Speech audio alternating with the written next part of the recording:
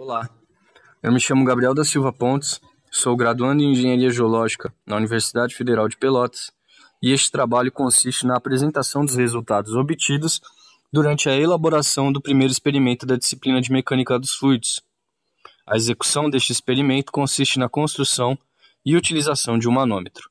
Genericamente, manômetros são instrumentos capazes de realizar medidas de pressão de fluidos contidos em recipientes fechados, porém com a possibilidade de que esses fluidos movimentem-se, principalmente verticalmente. As extremidades destes instrumentos normalmente ficam expostas a pressões distintas, por exemplo, pressão atmosférica, e utiliza-se como parâmetro de referência a variação da pressão, a variação vertical ou profundidade da coluna de fluido observada. As aplicações do princípio manométrico são diversas, desde industrialmente em maquinários que dependam da boa inferência da pressão para o bom funcionamento e rendimento do processo, até em artesianismo e perfuração de poços petrolíferos. Uma das aplicações mais comuns desse tipo de instrumentação são os manômetros em formato de U, e este é o caso para este experimento. Para a construção deste manômetro em U foram utilizados, portanto, uma garrafa PET, uma bexiga, um tubo de silicone, um pedaço de arame, cola, água com corante ou com suco de saquinho bastante diluído e óleo de cozinha. Outros materiais de construção apresentados ficam a critério do executor. Em suma, cada um dos materiais citados anteriormente se constituirá uma parte do manômetro. A garrafa PET será usada na construção do reservatório, em que a pressão do fluido será medida, bem como parte da estrutura do sensor de pressão, isto é, a bexiga e o bico da garrafa PET acoplados ao tubo de silicone livre, mais o pedaço de arame, que garantirá a sustentação do sensor. Este sensor é então acoplado a um manômetro em U, que deve ter uma forma de medição associada, como uma régua, por exemplo.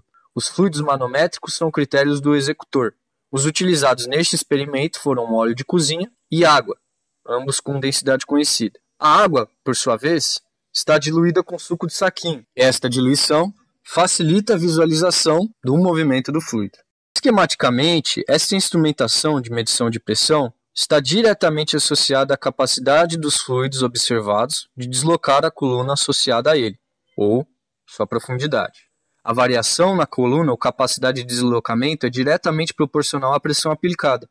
A variação na coluna ou capacidade de deslocamento do fluido é diretamente proporcional à pressão aplicada, sendo precisamente essa variação na coluna existente até que haja equilíbrio hidrostático entre fluidos manométricos.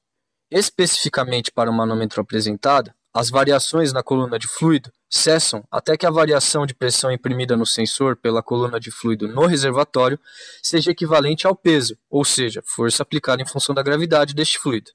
Logo, a pressão no sensor pode ser inferida através da observação da variação da coluna de fluido, diversas vezes. Matematicamente, a partir da equação da pressão, realizando-se as devidas manipulações algébricas, a manometria segue o teorema ou lei de Stevin, uma generalização empírica física que informa que a pressão absoluta em um ponto de um fluido homogêneo e incompressível de densidade característica e a uma certa profundidade é igual à pressão atmosférica exercida sobre a superfície desse líquido, somada à pressão efetiva ou pressão de referência, que independe da forma do recipiente anfitrião do fluido e sujeita sempre à ação da gravidade. Estas racionalizações permitem a instituição da equação manométrica. Esta pode ser relacionada a uma constante, que a depender do referencial é a pressão efetiva ou mesmo atmosférica. Havendo mais de um fluido no sistema manométrico, há necessidade de se considerar mais equações manométricas de modo a descrever o problema com maior verossimilhança.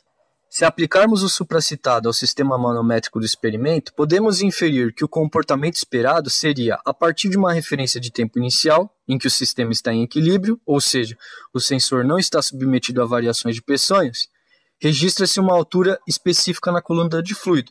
Com o avanço do experimento, à medida que o sensor é submetido a distintas profundidades, há variações nas marcações do manômetro, tanto para a água quanto para o óleo, de modo que as oscilações concordantes à direção da força da gravidade são matematicamente convencionadas como positivas.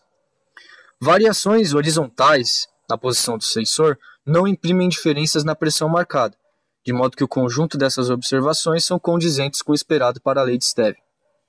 A utilização deste manômetro em U produz diversas medições no que se refere à variação da altura da coluna de fluido, de modo que essas variações foram utilizadas para calcular as diferentes pressões do sensor, como citado anteriormente.